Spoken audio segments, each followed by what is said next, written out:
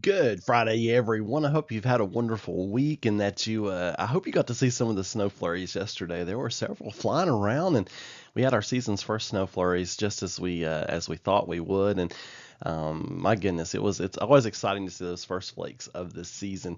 This is the snow depth map for the United States, and of course, as you can see, there's all kinds of snow out in the western U.S. They've been having some pretty good storm systems here lately. But then you notice, look at our neck of the woods. We've got snow cover all the way into eastern Kentucky, all the way over into the Smoky Mountains. So this system behaved pretty much like expected. It was came in a little, some of the guidance was saying we'd get some snow flurries in the afternoon, and sure enough, we did. That's why we had a 30% chance for flurries on the afternoon.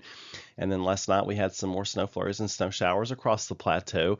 And those of you closest to the Kentucky border stood the best chance for accumulation. And look where the accumulation is, right across the Kentucky border, into Kentucky and into the higher elevations for sure. Nothing major, or even they just got like a dusting or so, but not too shabby for the season's first flakes. And we are sure to see more before the winter is done.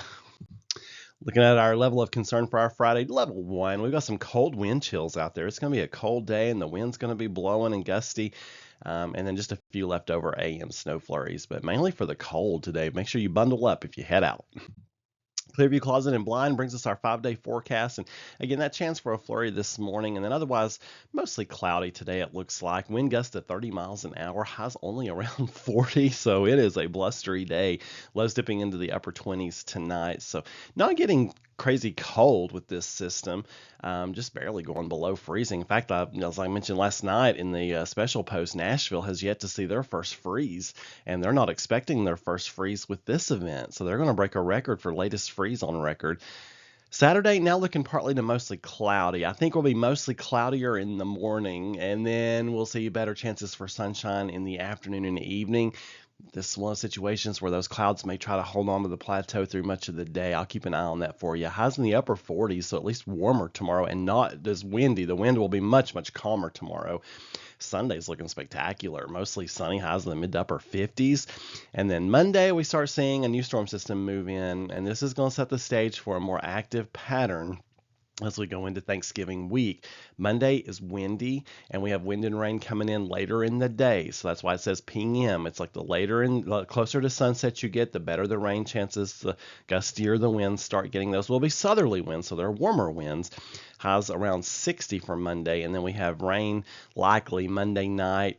Should be out of here by Tuesday morning and lead us to a partly cloudy day on Tuesday with highs around 50. If you have to travel somewhere for Thanksgiving, Tuesday may be that day to get on the road, because things look like they may start taking a downhill turn by Wednesday and Thanksgiving, looking rainy. But we need the rain, so we will welcome that for sure.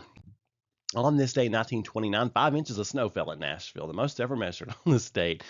1966, Crossville had 7 inches of snow, so it is definitely possible, folks.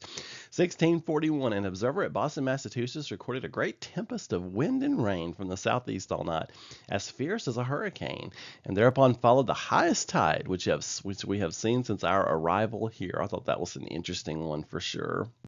M&M's Meteorology, triangular crystals and grapple. They're both shaped similarly, especially some of grapple looks more like the triangular crystals than others, but aerodynamic effects, we think, is what causes the triangular crystal. So not your typical 5-sided flake, but more smooth. But we think that's from aerodynamics as the flake falls.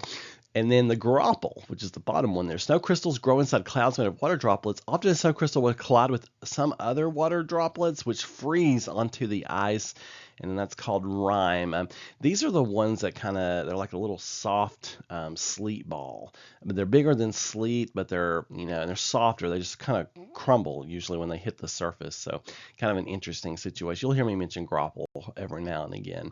You folks have a wonderful Friday, and keep looking up for more weather information. Meteorologistmark.com.